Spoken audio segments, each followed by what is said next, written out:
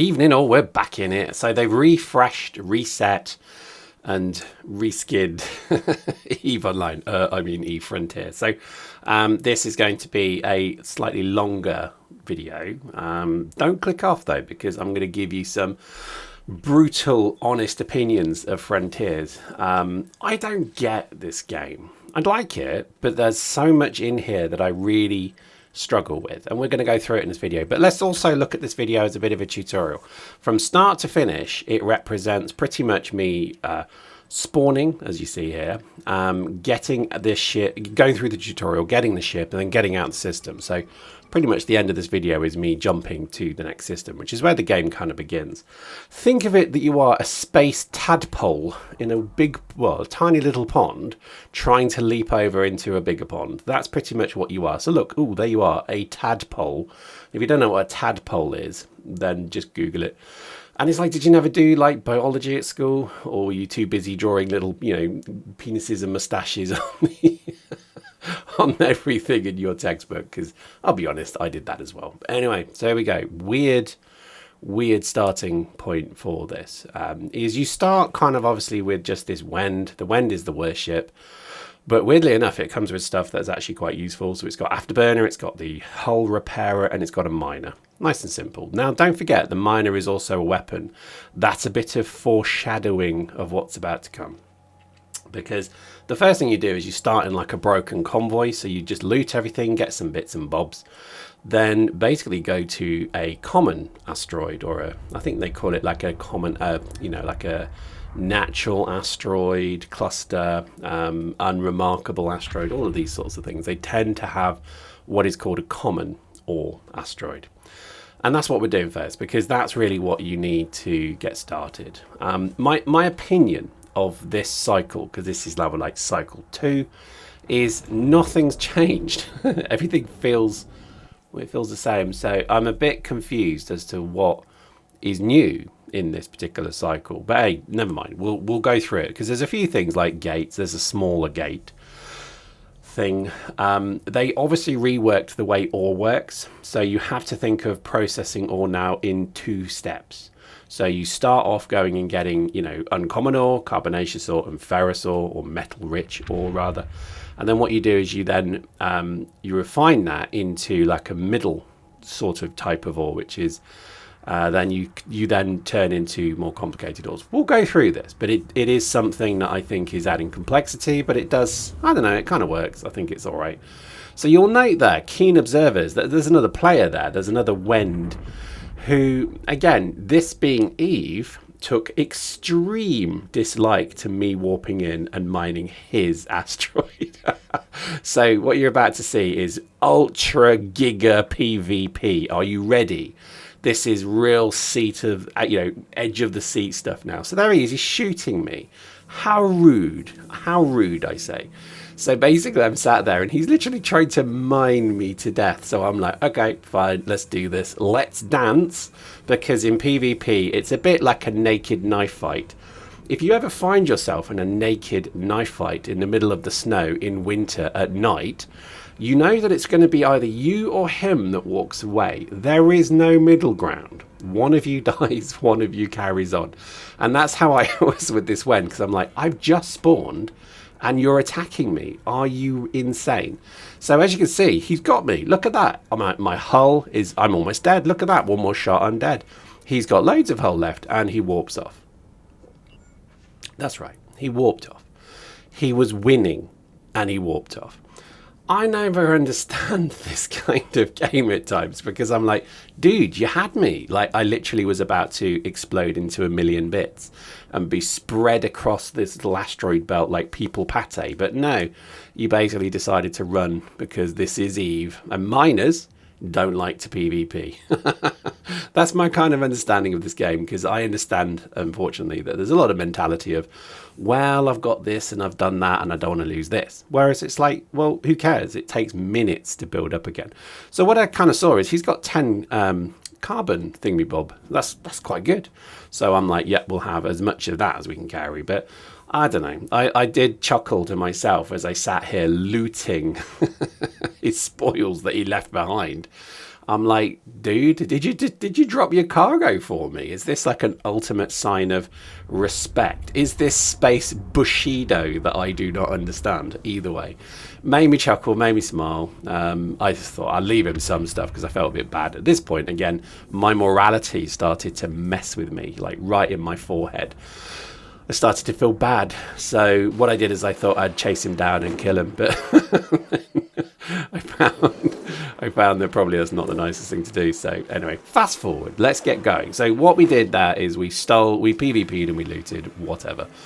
The game now begins. So what we're trying to do is to build refineries to start the process of mining. I mean, if I'm going to give critique as I go, I did not like the fact that it's still a massive mining simulator. I thought there was going to be missions. There probably is. I just haven't found them yet. But I just don't like that there is this constant need to mine absolutely everything. I don't think the mining system is actually very good. When you look at the mining system of, say, Elite Dangerous, you see someone who really understood the complexities of chemistry. Whereas in this, it's like, yeah, there's 3 ores. They spawn in massive rocks that only have a little bit in them. And then when you've mined it, it disappears and then another one respawns. That's boring. That's like literally StarCraft 2 levels of like resource management. I don't like it. I think there should be better ways to do this. Again, another critique. You literally shoot a laser at this rock and then somehow rock appears in your cargo hold. Whereas in other games, I'm going to cite Elite Dangerous again, unfortunately, you have to place explosives and crack the asteroids and then scoop the product. Yeah, that gets it. This is old. This is like Eve 20 years ago sort of tech. Oh yeah, you just shoot a laser at it and then ore appears in your cargo hold. And so it's like time served. So I just have to sit at this rock and press the button and it's time served. I don't like that. So anyway, there we go. That's complaint number 2. Like, you're renting a new game. Make something different in the system. Like, I mean, I like that they added complexity. That's fine. But then stick with it. Don't just, walk away. Anyway. So by this point, we're mining the 3 ores. We don't have, so let's just kind of clarify. So you start off with portable equipment. And, portable equipment is okay. It does the job. But it can only refine certain things. So portable refineries and portable printers make things that you need, but they do it in a simplistic way. So it's actually better to transition over time to network nodes, refinery M's, because when you refine in a refinery M, you get different and more resources. That's quite important. And then the printer S is also the same stuff mostly from the portable printer, but it's actually done with a different recipe and easier. So there is an incentive here to actually build that network node, but I wouldn't recommend doing it in your starter system. Jump away, jump a few systems away, find somewhere that's good, and then mine there. Now, I think the biggest mistake people make still with this game is they're sat there saying, well, I jumped into a system and there's no carbonaceous ore, therefore game over. And that's like, well, don't do that. Go and fill your cargo hold with ore. Have your notepad open, press N. Oh yeah, look, press N. Look, I bet you're doing it now, aren't you? When you pressed N, a little notepad appeared. Drag and drop the systems in that are local to you and record what's in there. And you're going to have to jump. I mean, the jumping mechanic in this game is everything. So you're going to be doing that. Anyway, so what you do is you basically build, you build up a catalogue of what's around you, and then that's your yard, that's your manor, you live there. So you patrol it, you go and kill NPCs in it, you go and find crystals in it. That's where you live. And this is the whole point of the game, is it's not just about, right, this is my system, because you might find a system that has everything, but it won't forever. So it's kind of pointless to do that. So here what we're doing is we've been mining, we come back, and we start the glorious process of making fuel. We start the process of refining, and really that's kind of that's the game. So here you can see we've got the 3 kind of ores at the top. We're starting to refine them, so you see that breaks down into carbonaceous ore, which already it is, but it's like a more refined carbonaceous ore, and water. And in this game, because obviously much like cars will soon be, we will all be told that, oh no, the fuel cell's been around for years. Oh no, electric cars was just the step to fuel cells. Because, like, oh yeah, excuse me doing my thumbnails, sorry, like, does that offend you? Good sir, I apologise. And so basically the whole kind of concept of this is everything runs on water pretty much. Even the starter ship and then the ships that then follow it tend to be driven by water. And then you jump to things like frigates, which then run on rifts. But we'll come to that. That's another time. That's complexity that is not required now. Maybe. But I think this kind of starting area is really just about learning to mine the three ores, refine them, understand what you get from them. So, if we just break that down, common ore, it gives you, silicate materials, things like that. And that then goes into the portable printer to make things that you then can build ships on, carbon weave, thermo products, whatever, blah, blah, blah. And that is pretty much your first step. That's how you move towards the first ship, which is going to be the Reflex. The Reflex, to me, is still the best ship. I actually mined in cycle 1 all the way up to Tades, which is like a destroyer. And that was fine. Like, the Tades was a great ship, but I got to admit, I still preferred the Reflex for what it can do, because you can scout in it, you can go look around, you can go and find things. And I just think that's a better way to do it. What this then effectively gives you is the groundings, the basis for survivability, because that's it. What you just saw there was, looking for carbonaceous ore, refining it, getting water out of it, and then using that water to make D1 fuel, because the Reflex runs on D1 fuel. So that's what you need. The Wend doesn't. So the Wend just runs on this unstable fuel, which doesn't allow you to jump outside of the system.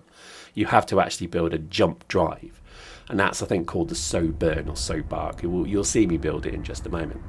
But again, this kind of represents that early game and what you're trying to do. I think my kind of initial, feeling to this entire game is, what's the point? I mean, I'm a big believer in, what? What have we done this for? Why are you doing this? Because it doesn't feel that different to Eve still. And I think I'm okay with that, because I like Eve. Eve's the familiar gloves that you place upon yourself and you feel very comfortable. It's like foot gloves. You ever heard of the concept of foot gloves? So when you have a pair of shoes that are so worn in, they're so comfortable, they're so brilliant, they're basically like wearing gloves on your feet. You can even walk a route and you'll know where you are because of your, quote, foot glove. Well, this is a foot glove. The Eve Frontier is basically the foot glove of Eve Online. But the problem is, why are they doing it? What are they trying to get from this game, other than a continuation of the Eve story, which again is fine, but then put it in the Eve story. Is it in the future? Is it in the past? Is it another dimension? Is it actually another galaxy? Who knows? Maybe this is the portal through the rifts. You've got plot pilot, because remember the little animation at the start of the whole thing? Don't know if you remember seeing that. It was like a real human, what looked like a drifter to me, connecting through a rift to a robot. Now, in my head, like to think that this is the Earth galaxy, because remember, the whole concept of Eve is humanity expanded. They found the Eve Gate, they went through it, they then started to colonize. Eve Gate collapsed. Who knows what happened to the Earth galaxy, in this case the Milky Way? Maybe this is the Milky Way. Who knows? It doesn't make sense though, because there's a trinary. So if you look at the universe, or the galaxy rather, you see there's 3 clusters of stars that make up thousands of stars that make up effectively the trinary. Well, then that's not the Milky Way, is it? So who knows? But I do like the concept that they're trying to, make it a little bit kind of, ooh, what could this be? Okay, fine. But give me something. Don't just tell me, oh no, there's a load of robots, everything's dead, all the empires have gone, and you're now in the ruins of that empire. It's like, okay, and then what? I think it's because, and this is going to be controversial, some of you are going to click off with this next comment. Are you ready? That an awful lot of sci-fi nowadays is written by people that come and go. Wait a minute, let me explain. Babylon 5, you may remember or may not remember. The reason that was a good story arc from start, pilot, to the very last episode, the films, was that it was one guy who had an entire story that he wanted to tell. He had worked out all of the races, all of the story, all of the wars, all of the universe basically was written in his head, and he then deployed that through, the medium of an hour-long episode every week. And that I respect. Now let's then sort of scan slightly left to the Star Wars franchise. Again, the first 3 films, which really there are only 3 films in my world, but there's 3 films. That was George Lucas. Then you had the prequels, sort of George Lucas, but okay, fine. And then you had whatever the mess of the last 3 films was a different writing team with a different director. Okay, Abrams did the first and last, but they had no concurrent story. There wasn't a George Lucas saying, this is the story, this is the vision from start to finish of what we want. And in the end, you had Snoke, who appeared, who was some clone. Before he was a clone, by the way, spoilers. Snoke was this kind of new bad guy, and you were like, okay, interesting. And then in the last one, they're like, oh, no, it's Palpatine all along. Oh, my days. Could you not literally just poop on the story like that? And I think that's my point, is you have to have a narrative through these things now, because otherwise you're just being fed a digital product. And the one thing I can tell you is Disney know how to force feed you digital products, and they do it very well. But the problem is it all slightly tastes a bit bitter because you know that there's no concurrent logical story. So what was it, Rise of Skywalker or whatever that last monstrosity was? That, again, I'm going to be clear, I watched it and I got something from it, and I remember walking away going, what? Literally, I walked out the cinema and I looked at my mate and I was like, what? What was that? And like all the Star Destroyers at the end, and it's like, oh man, everything about it was like interesting to watch, but I just remember thinking, oh man, it just didn't have that lovely connected feel that Star Wars, the first 3 did. Star Wars, Empire Strikes Back, Return of the Jedi, just done. Classic trilogy right there. The story all the way through it, Darth Vader, the Death Star, brilliant, right? They didn't need anything more than that. It's simplistic storytelling. And this is my problem with eFrontiers. Here's a world. Oh look, there's robots. Ooh. Oh look, everything's gone. All the civilization is disappeared. Okay. What then? What now? Where does it fit? What's happening? They don't have to give us an entire injection of story. But I think what I'd be interested in, I'm still doing my thumbnails. What I'm still kind of interested in is like where and how does it connect? And if it doesn't, then tell us that. It doesn't have to connect. It could just be, no, this is a different imagining of a universe. Okay, cool. But what I don't like is the sort of very obvious thing that there are IP guys in CCP that do not allow the developers to own anything to do with IP. Like, I know that they have to go and check everything. Oh, we want to make a new ship. Well, you got to run it past the IP people because they've got to think about how would it fit in with, say, Galante culture and the fleet, and what's the story behind it, which god could this be a representation of. And literally the developers just are like, I just want to get paid. Like, I'm here to earn money so that eventually one day I can go work at Blizzard or whatever. And it feels a bit like, that's a bit like what we've got here, is they've made a very interesting and compelling system and series of things in the game. The mechanics are interesting. I like the kind of narrative of the base, the mobile base. You take your base with you. You then can put down sticks if you wish. You don't have to, but again, I like that. So there's an awful lot here that's very much a big tick from me. But what I think I struggle with is, what's the point? What am I trying to do? Like, the story of Eve, I think, is still one of the best stories in gaming, today. I still think the concept of a wormhole that humanity flooded through, that then collapsed, caused a great big dark age, exactly like Warhammer 40k. You had the dark, what do they call that? Oh my god, I'm a big Warhammer 40k fan, but I've had so much coffee today, I'm gibbering. But that kind of like, the dark age of technology, there you go. So that, I like that. I think that the collapse of the age of strife, these sorts of things are interesting, and I think Eve absolutely nailed it. So this is why I do get the IP guys are very important, but what it feels like with this one is you probably should have had the story nailed out before you did this, because at the moment it's confusing, it feels jarring as well. And I think it's because, and this is going to impact the game's performance, because again, a lot of people are going to be like me, that are going to be like, I want to play it, but I want to get immersed in it. I want to kind of understand, well, what am I doing? Where am I? And what am I trying to go to or run from? And other than that, it's just survive. Well, okay, fine. Well, why? what's the story behind? I mean, am I a robot or am I a life form of some kind? Am I human? I don't know. And there's so many questions that just make me kind of go, well, it's a game. You still have to present a story to someone and explain what it is. Now, I know they're obviously developing it. I know they're still working on it. But I would say it's jarring at the moment because it just feels as if it's like, here's some mechanics in an engine, go test it. It doesn't feel as if there's a huge amount of, attempt to entertain us. We are guinea pigs at the moment. And I don't mind, but I just feel a bit like, yeah, well, it doesn't make me want to play a huge amount. And that's the problem. Again, I'm going to come to part 28 of this lecture. We're going to talk about the issues with this game a little bit more now, because you've got some very hardcore players of this game who I can only imagine are literally connected to the internet like Neo was to the Matrix, because I am amazed to see people are already like in like not even cruisers but frigates, like a day in, like people are literally flying in a frigate, and I'm like, wow, how did you do that?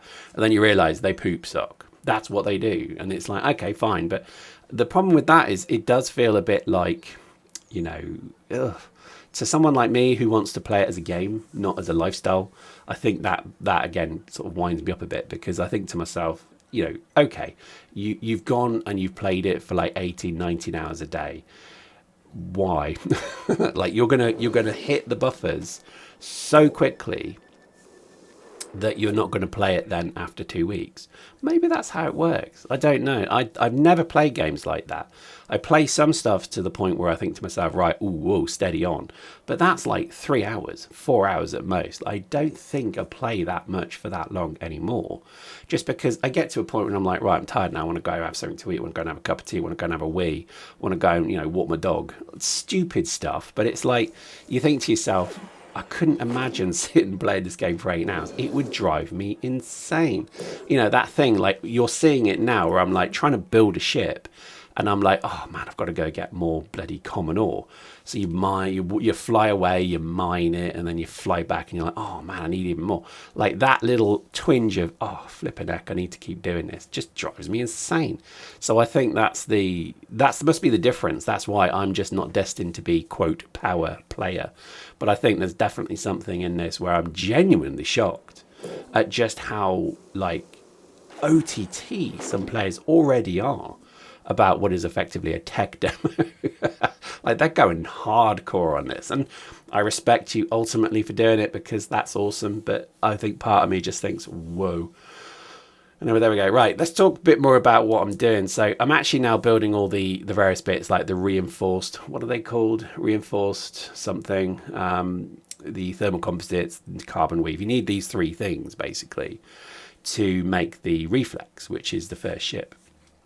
Nice and simple, but basically you just have to go and mine lots of the 3 ores. And I think, if I was honest, I think the balance used to be very much carbonaceous ore was the majority. Now it feels a bit more balanced, which is good. And for the node, the kind of control unit, I forget what it's called again. This is really great. The nomad thing, that one. You just basically go and loot the convoy wrecks, because you'll just find an absolute ton of exotronic electronics, or whatever it's called, or fossilized, whatever it is. You'll find loads of them in that. So there you go. What a guide this has been. I am sure you are now 100% able to, using this video, go and explore the first part of this game. To be honest, the tutorial's okay. I mean, you can see the tutorial in the top left there. It's not bad at all. It told me what to do, and it gave me a relatively good understanding of it. There you go, the Nomad program frame or something. I don't know. And it's like, I'm okay with that. I think it's, I think it does the job. But I guess what I'm kind of trying to get to is what's different from the first cycle. So if you really do want a proper tutorial video, just go and watch the last one I did. That actually is the same. It still applies. I think the only thing that's different now is the ores are slightly different. You have an interim stage, but none of that matters for this first step because you don't have a refinery M. So you're just going to carry on doing the same thing anyway. So I think probably I would just signpost. There you go. Look in the description. You will see a link to what is, I think, fair to say, the best guide in the universe to do with eFrontier. I can say that categorically and with any lack of bias at all. Well worth a look. But interestingly, I think this one round, it took me, I think it was quicker. And I would say that's probably the one thing I did like about it, is it feels like maybe I was mining quicker or something, but it did feel quicker. Because it took me a day or two to do the first parts of what you've seen here. And this all was done within an hour. So maybe, I don't know, maybe things are a bit quicker, but let's see. So what have we built there? We're building the Reflex. We built the Sojourn, which is the jump drive, and we built some D1 fuel. That's it. That's all we need to do. What we should have done is strip all the parts off the Wend, because we don't need the Wend anymore. Things like the laser, the hull repairer, and the afterburner, quite useful. So before you swap over to your Reflex, I don't do it because I'm an idiot, but there we go. So the Reflex is delivered into the refuge, and then you basically board it. And Robert's your mother's brother, or Bob's your uncle. You basically have your Reflex, and that's it. The jump drive is then fit. You just open your fittings. As long as you're near the refuge, you can then fit it, and then just load a load of fuel into it. Here's where I realised I hadn't stripped the Wend, which is obviously an odd thing to say, but that kind of then cements the end of the tutorial. So once you've got the Reflex, you've got it loaded, you've got it fueled, you strip your base down, you pack it up, and off you go. And that pretty much takes you to the rest of the game, really. So what do you do from this point forward? Well, for me, I would recommend jumping a number of systems from your starter point, because you don't want to jump into people too much. Go and basically find a system that has, if you can, all three of the ores. Chances are you won't, but let's just assume you will. And then just basically set up shop there. Go to an L point and basically place your portable stuff there. Start making once again the three things, the reinforced alloys, the carbon weave, and the thermal composites. And then just make circuit boards. And once you've got a load of them, just throw up a network node. Online that with some fuel, and then pretty much start to build things like the refinery M, the printer S. These are then the middle part of the game. And once you've got those, you don't need the portable stuff as much. You can actually get rid of it, because remember, it does decay. So if you don't need it, why have it? So that's probably a good bit of advice there. And then once you've basically done that, is start working towards the bigger ships. You can go with the Reaver. That is more of a PvP ship or a PvE ship. Definitely worth doing though, because I think every network node you have should have a refuge with a fully armed and operational Reaver in it, with coil guns, coil gun 3s if you can stretch to it, with a bulwark shield mod. Why are you saying? Oh, and an afterburner too, don't forget that. Because then you can basically go shoot stuff, and you can, if someone comes into your system, you can quickly jump in the refuge and go blow them up, or be friendly. I'm not saying that being friendly is a bad thing to do, but in many cases they're not there. They're there scouting, looking for you, so you might as well blow them up. And then just know that you've been found, so you probably have to move base, to be honest. But that's entirely up to you. Try not to leave ships around. That's a problem most of the time, because you can't load ships into the refuge, although they may have fixed that. We'll have a look. They didn't fix smart storage. So smart storage is the thing that's linked to the blockchain, but it's also a much better form of storage. However, don't bother with it, because it doesn't connect to your printers. So in the printer drop-down, you can switch between what local storage you have and what your ship has. But unfortunately, they still have not fixed the smart storage, so it can connect to the printer S, for example. Now, it may be that you need the printer M or L. I don't know. So there's a bit more research to do there, but something tells me that actually not a lot has changed there. And I think actually in subtext, not a lot really has changed with this cycle at all. I don't actually see much that's different, if I'm honest, at all, which is a problem, because I'd rather they actually spent some time and left the previous cycle going and added more content, because I think it's just made a lot of people that I certainly spoke to about basically go, well, there's nothing really new, so I'm not going to bother. I'll skip this cycle. We'll join next time when there's more content. And I think that's fine, but it just feels a bit like, well, you're going to miss. That's a shame, because there should be more to do. But there we go. So at this point, we're just collapsing our base, and we now move to the star system. And as you can see, that's showing me basically everywhere I can jump to. That's probably not the clearest view, but it's a huge map. There's like 70,000 systems, I think, which is pretty cool. I like that. So, this is the beginning Oh yeah, remember ice planets, they cool your ship down, so definitely worth warping to an ice planet. That helps you basically because you can then just make sure you cool the ship quicker. Heat is an entire mechanic that we'll probably discuss in the next video. But we are going to do videos of this. I've been doing a few EVE Online videos, which again feels very wrong. I feel soiled for doing so because I've not played EVE that much. But you know, if people want to understand the wisdom of my trillionaire brain, then of course I'm going to share that. Please don't click off and unsubscribe. Hope you enjoyed that. We'll see you out there somewhere.